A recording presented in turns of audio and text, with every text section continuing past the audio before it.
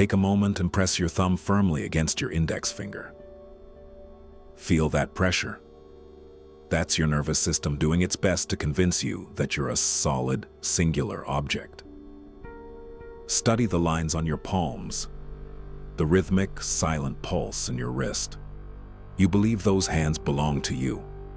You believe the person sitting in that chair is the same person who went to sleep last night, the same person who had their first kiss, the same person who carries your name on a birth certificate. You are wrong, but don't feel bad. Your brain is literally paid to lie to you. Science has a quiet, uncomfortable truth it rarely discusses in public. Every 7 years, you become a total stranger. Through a process of relentless, microscopic turnover, every atom of your heart, every shard of your bone, and every neuron in your brain is discarded and replaced. You are a biological ship of Theseus. If we replaced every single plank of a ship until not a single original splinter remained, is it the same ship, or is it just a very convincing imposter with a great insurance policy? This isn't a metaphor for a philosophy class. It's a death sentence. It means the version of you from 7 years ago didn't just grow up.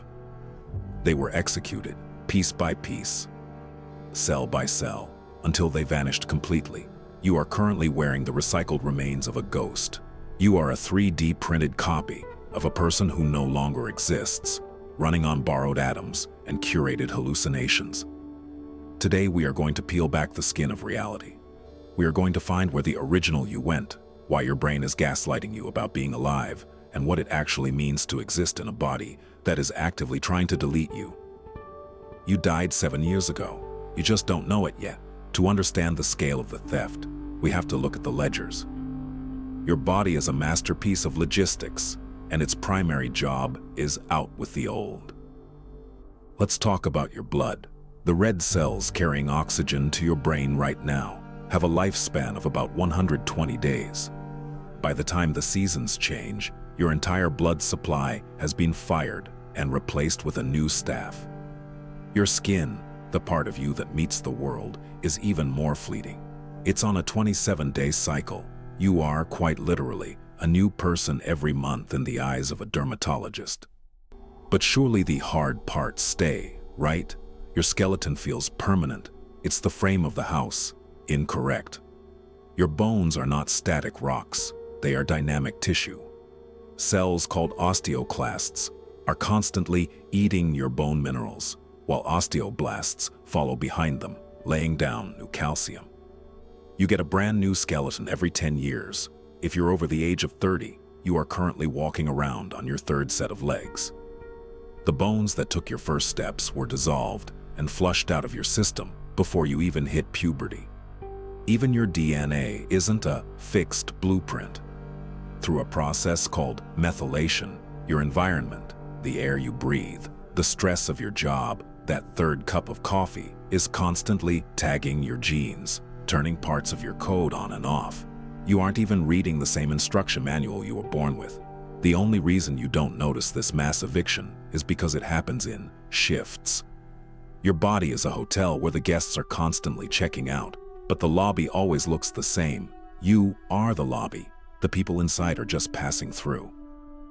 In the 1950s and 60s, the world's superpowers detonated hundreds of nuclear bombs in the atmosphere. These explosions released a massive spike of carbon-14, a radioactive isotope, into the air we breathe. Biologists realize that this bomb pulse created a unique opportunity. Because every living thing incorporated this extra carbon into its cells, they could use it as a forensic timestamp.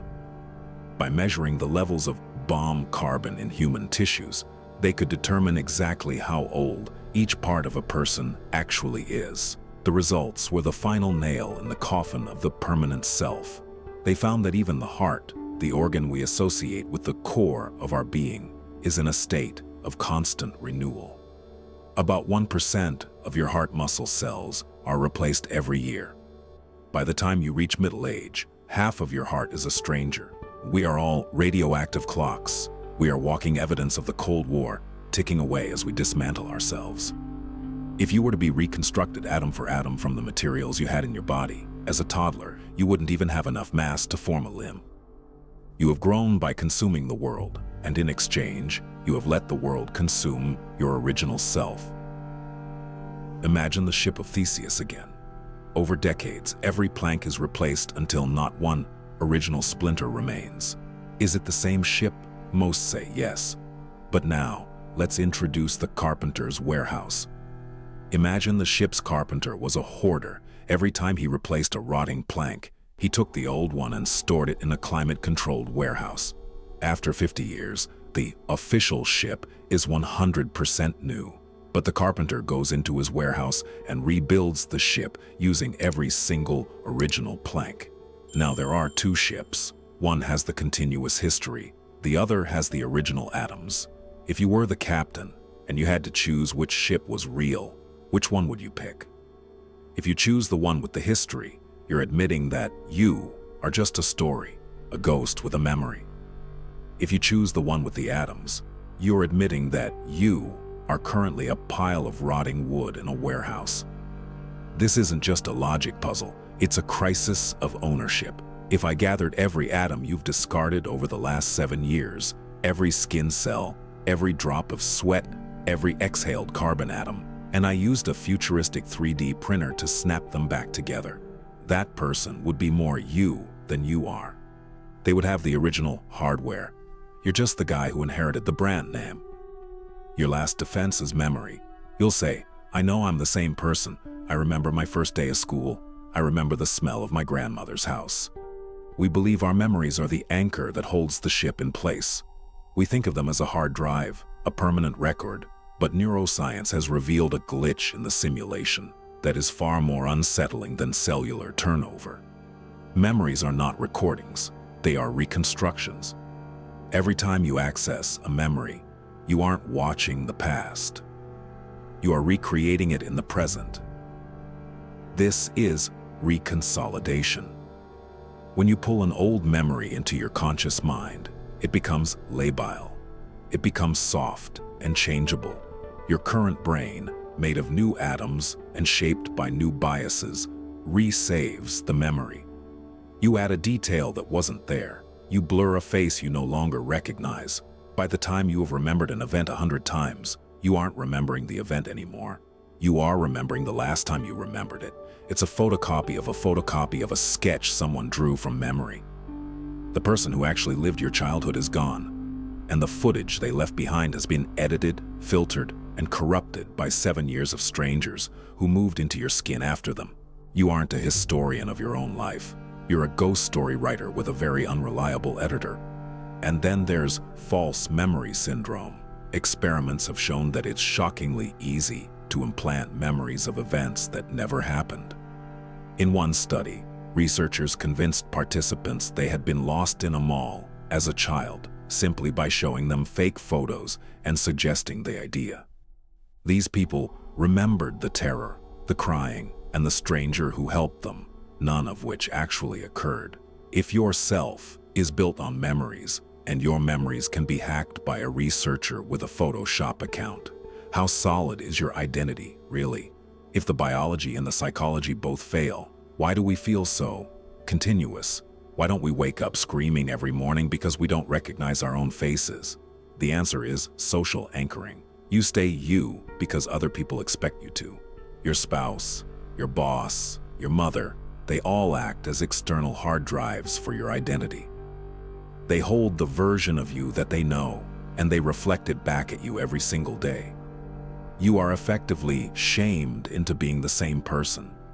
If you woke up tomorrow and decided to be a completely different person, society would label you as having a breakdown. Continuity isn't a biological fact, it's a social contract. You agree to be the person who owes the bank money, and the bank agrees to pretend you're the same person who signed the loan 7 years ago. If we all collectively stopped believing in self, the entire global economy would vanish overnight.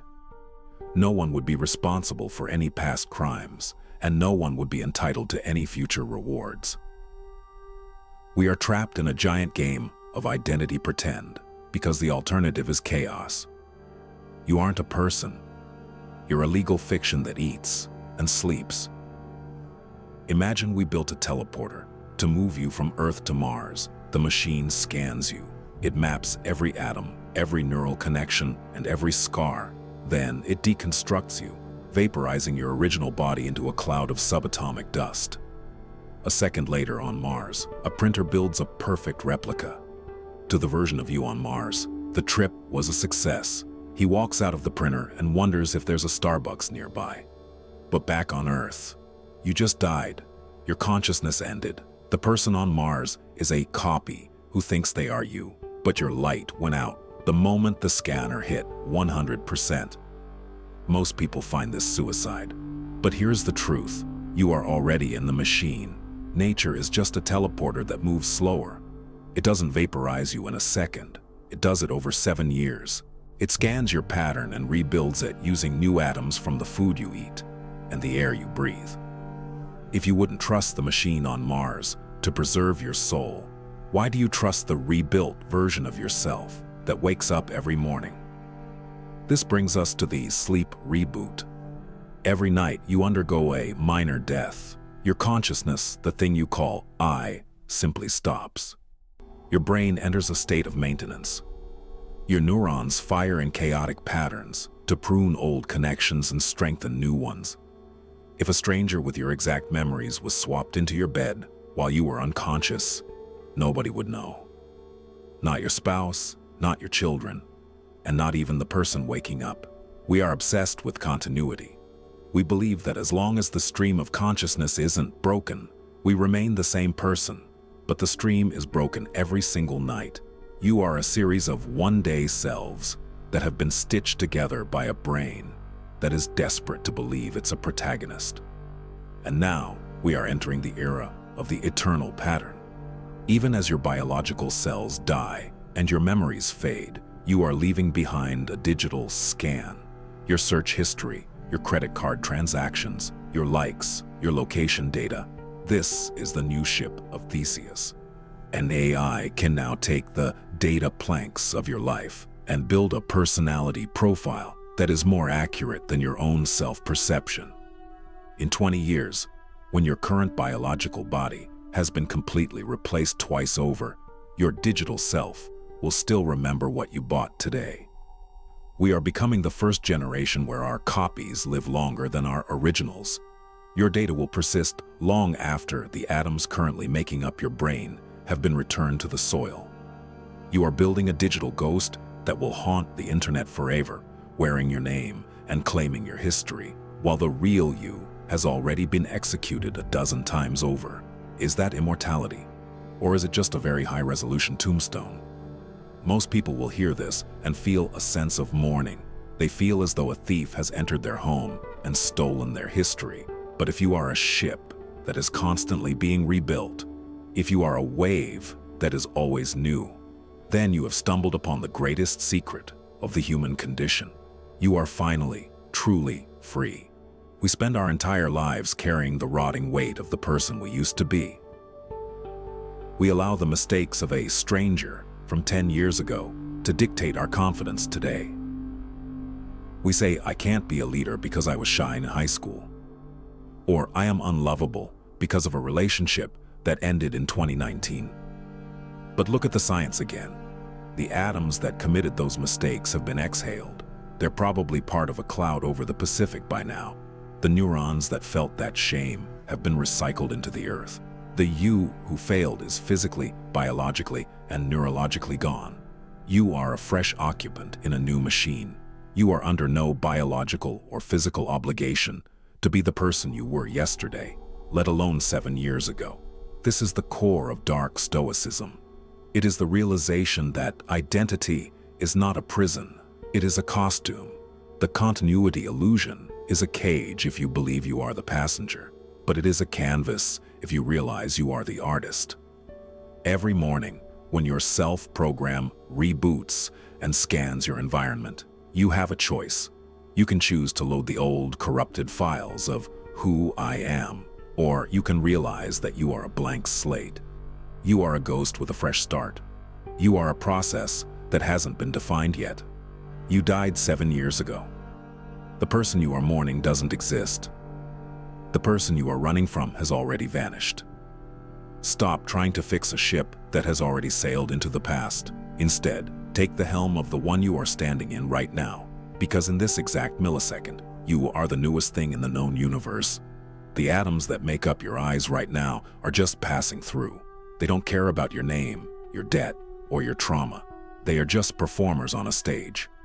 If the you from 7 years ago is dead, then you are currently living on a bonus round. The stranger is gone. What are you going to do with their life? And more importantly, if you're a new person every 7 years, does that mean your student loans should technically belong to the previous guy? Asking for a friend.